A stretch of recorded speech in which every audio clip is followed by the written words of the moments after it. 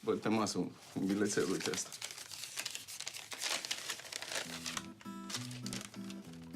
Am plecat cu Ninel. De data asta nu mă mai întorc. Adio. Dar ce are scaunul ăsta?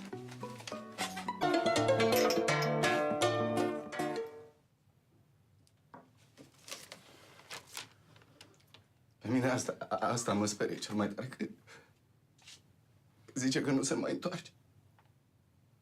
Ea de obicei zicea de-astea așa, adio, nu te mai iubesc, de-astea, dar nu mă mai întorc așa clar scris.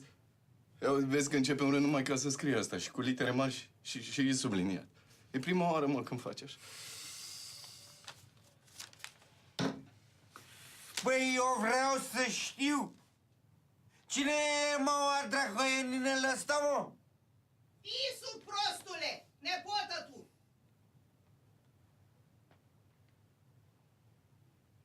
Știam, nu că știam, ce tot te bagi, Iurea, în discuție? Vezi acolo, tale. Nu, aici vorbim ca între bărbați. Lasă-mă să stea, că nu e niciun secret, că a plecat tot cu ăla de data trecută, că am aflat.